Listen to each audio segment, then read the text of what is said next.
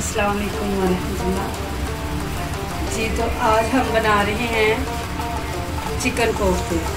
तो उसके लिए हमें ज़रूरत है हाफ़ के-जी चिकन की, और इसके साथ ये हाफ़ प्याली है बेसन की जो हमने भून लिया है, और इसके साथ हमने एक पाव के करीब प्याज लिया है जो कि हमने इसको पहले पीस लिया, हमने अच्छी तरह इसको ग्राइंड कर दिया। फिर इसका ये सारा पानी हमने खुश कर लिया, और अब हम इसको मिक्स करेंगे।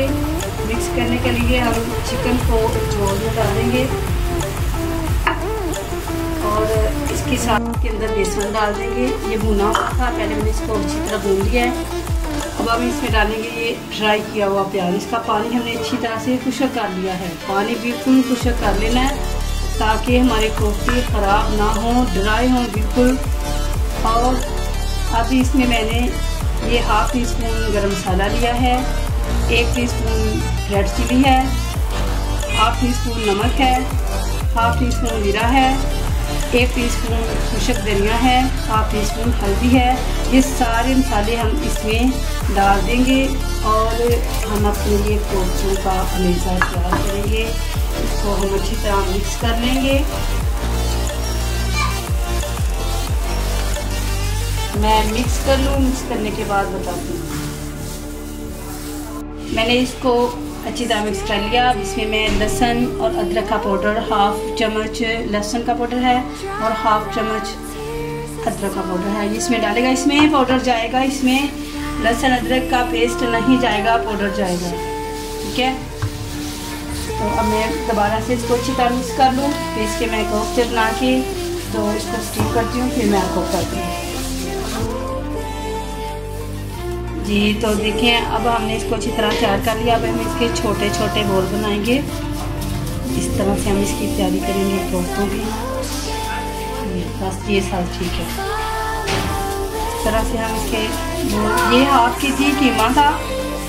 तो अब देखना ये कि इसके कितने कोफ्ते बनते हैं।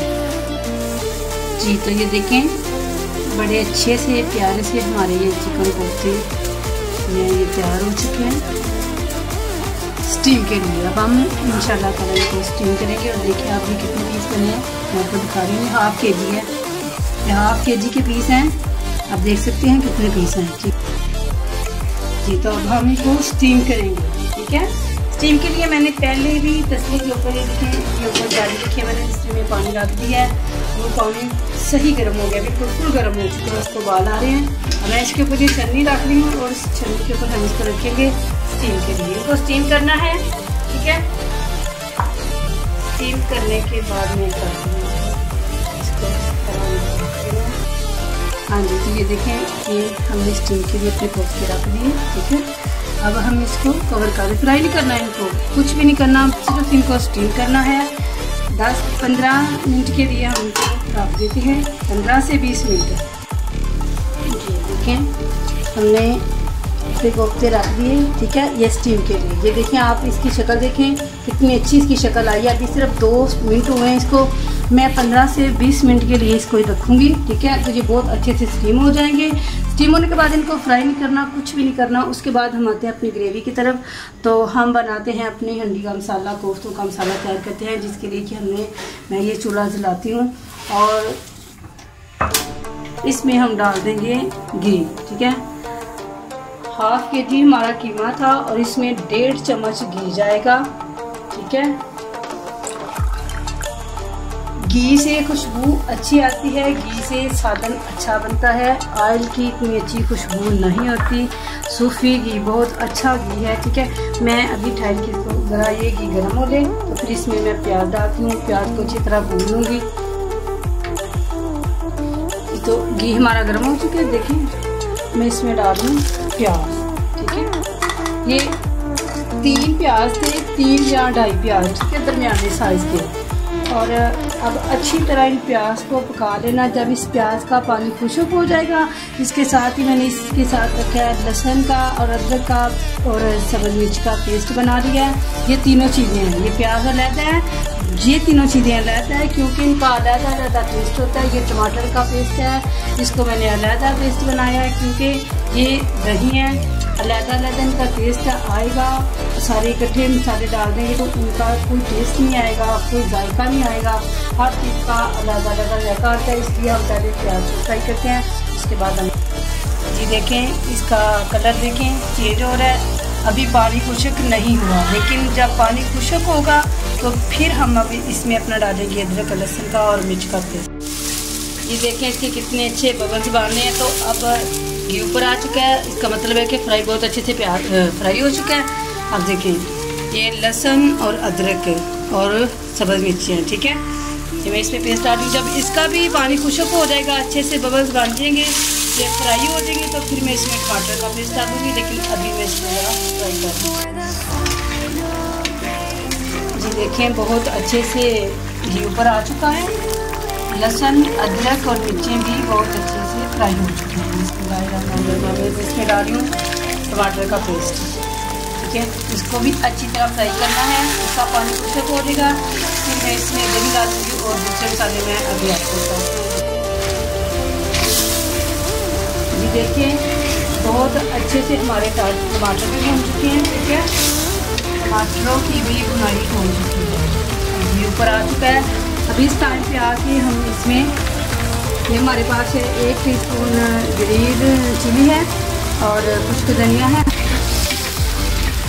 तो देखिए बहुत अच्छे से हमारे टमाटर जो वो पानी उनका खुश्क हो चुके हैं, भून चुके हैं, फ्राई हो चुके हैं टमाटर। अभी इधर मसाले जो डाले वो मेरे पास है खुश्क धनिया 1/2 टीस्पून है, लाल मिर्च है 1 टीस्पून, नमक है 1/2 टीस्पून और हल्दी है 1/2 टीस्पून। ये चारों चीज़ें इसके अंदर जाएंगी इस तरह से। इनको मैं अच्छी तरह भूनूंगी, तो मसालों को अच्छी तरह भूनूंगी, उसके बाद मैं इसमें दही ऐड करूँगी, फिर मैं आपको बताऊँगी। देखें मैंने जो नमक मिर्च डाली थी मैंने डाली थी बहुत अच्छे से भून चुकी है। अब मैं इसमें दही डालूँगी। बिस्मिल्लाहिर्रहमानिर्रहीम। ये मेरे पास आधा पाव दही था, 1/2 kg चिकन था, मैंने इसमें डाल दिया है। और इसका जो फ्लेम है ना वो मैंने हल्का ही रखा है, इसको हल्का रखना है, दही डाल के, ठीक है। अब ये अच्छे से दही जो है वो इसमें भून जाता है ना ज़रा, तो मैं आपको वो दिखा जी। जब तक मैंने इसमें दही डाला हुआ है ये मसाला अच्छी तरह से भून जाता है, तो मैं अपने कोफ्ते देखती हूँ कि वो कैसे सीम हुए हैं। और इसको मेरा ख्याल है कि 20 मिनट हो चुके हैं और अब हम इसको चेक कर लें।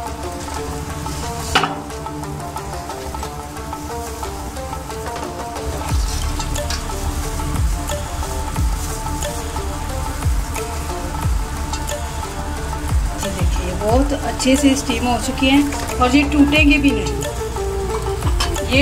भी नहीं, और इनको फ्राई करने की भी कोई ज़रूरत नहीं है। मैं 2 से 4 मिनट इनको और रखूँगी, सिर्फ 2 से 4 मिनट, ठीक है। उसके बाद मैं इनको भूनूँगी। मैं इसको काट के दिखाती हूँ, देखें कि बहुत अच्छे से पक चुका है, ठीक है। ये देखिए बहुत अच्छे से पक चुका है। अब इसको फ्राई कर लेंगे मसाले में कुछ देर के लिए और आहिस्ता हल्के हाथों से चम्मच चलाना है। ये देखिए मैंने चूल्हा बंद कर दिया और अब ये सारे मैं निकाल रही हूँ। बहुत अच्छे से ये स्टीम हो चुके हैं और टूटेंगे भी नहीं। देखें इनको जैसे मर्जी आप करें ये नहीं टूटेंगे, और हमने इनको फ्राई भी नहीं किया और ये टूटेंगे भी नहीं। देखें इस तरह करें आप, नहीं टूटेंगे। मैं इनको रखती हूँ 2 मिनट के लिए, ये ठंडे होते हैं, फिर मैं इनको फ्राई करके आपको दिखाती हूँ। ये देखें मैंने इसमें डाल दिए हैं, कोफ्ते डाल दिए और हल्के हाथों से इनको हिलाना है, चम्मच हल्के हाथों से चलाना है, ये टूटे ना, ठीक है। 4 से 5 मिनट इसकी अच्छी तरह बुनाई करनी है। और दूसरी तरफ मैं अंडे रखूँगी, ठीक है। इसमें 1/2 kg में आप 4 अंडे डालें, आप 3 अंडे डालें, आपकी मर्जी है, ठीक है। मैं 3 अंडे डाल रही हूँ इसमें, तब तक ये बॉयल हो जाते हैं। और इसमें 1/2 चम्मच मैं नमक डालूँगी, ठीक है। चम्मच है वो नमक का जाएगा, ठीक है। तो बाकी ये देखें बहुत अच्छे से हमारी ये कोफ्ते टूटे भी नहीं हैं और बहुत अच्छे से इनकी बुनाई हो रही है। और जब तक इनकी बुनाई होती है मैं आपको बिस्मिल्लाह के बारे में थोड़ा सा बता दूं कि हर काम करने से पहले बिस्मिल्लाह पढ़नी चाहिए।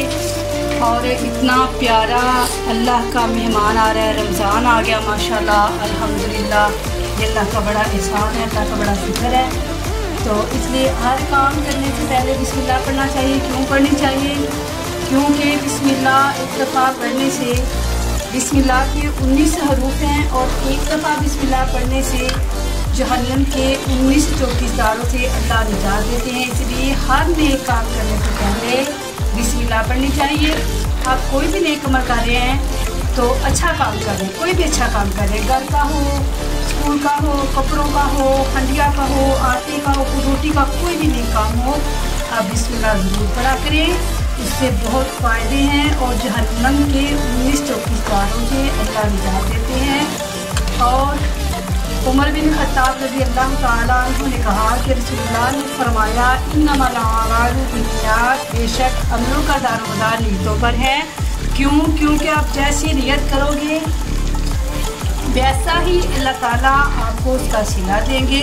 ठीक है, तो इसलिए हमारी नीयत होनी चाहिए कि अल्लाह, हम तेरा मेहमान आ रहे हैं, उसकी हमने एहतराम करना है। अल्लाह ताला हमें, ये देखें, मुझे लगता है कि 4 मिनट हो चुकी है। ठीक है, और बहुत अच्छे से बनाई हो चुकी है माशाल्लाह अल्हम्दुलिल्लाह। देखें ये ऊपर आ चुका है, तो ये देखें बहुत अच्छे से बनाई हो चुकी है। ठीक है, मैंने माशाल्लाह 2 से 3 मिनट और इसकी बनाई की है। अब मुझे लगता है कि बहुत अच्छे भून चुके हैं। ठीक है, तो इधर हमारे अंडे भी हैं जो वो पक चुके हैं, 10 मिनट इनको भी हो चुके हैं। ठीक है, बॉयल हो चुके हैं बहुत अच्छे से। तो मैं अब इसमें पानी ऐड कर दूँ। ये पानी अपनी मर्ज़ी है कि आपने कितना इसमें शोरबा बनाना है। ठीक है, बिस्मिल्लाह। देखें 1 लीटर पानी इसमें डाला है। ठीक है, 1 लीटर पानी मैंने इसमें डाला है। 1/2 kg मेरा चिकन था, 1 लीटर इसमें मैंने पानी डाला है। और बाकी सारा देखिए बहुत अच्छे से माशाल्लाह माशाल्लाह, ये बिल्कुल नहीं टूटे, बहुत ही अच्छे बने हैं।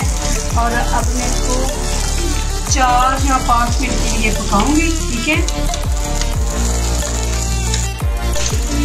ये देखिए मैं इसको 2 से 4 मिनट, ये देखिए अब मैंने इसको ढक्कन से डाल दिया है, दम पे रख दिया कुछ देर के लिए, 2 से 3 मिनट पकता है। ठीक है, और इसके साथ ही इंशाअल्लाह ताला रमज़ान मुबारक के महीने की आमद है। अल्लाह ताला ने आसमान के दरवाजे खोल दिए, बहुत ही प्यारा माहौल बना हुआ है माशाल्लाह। पहला रोज़ा उसकी तैयारी है आज इंशाअल्लाह ताला। अल्लाह ताला हम सब को तौफीक अता फरमाए कि हम रमज़ान मुबारक की बहुत अच्छे से उसका एहतराम करें, उसकी इज़्ज़त करें, उसकी मेहमान नवाजी करें, हर उस काम से बात रहें जिससे अल्लाह और उसके रसूल ने हमें फरमाया। और अल्लाह रब्बुल आलमीन हमें रोज़े रखने की तौफीक अता फरमाए और हम सब इस मेहमान की अच्छे से मेहमान नवाजी करें।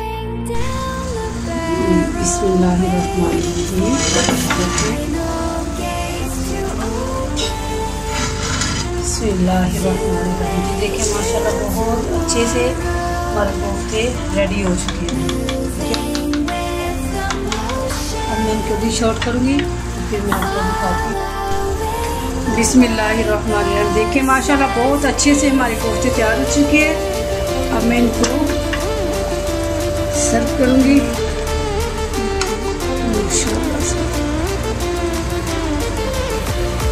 बहुत ही ज़बरदस्त।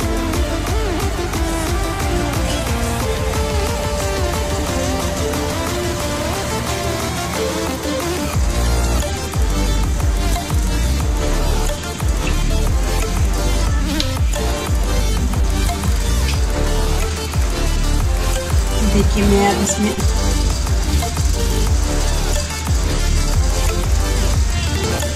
जी अंडे हमने उबाल लिए थे। देखिए अब मैं इसमें अंडे डाल रही हूँ। ठीक है,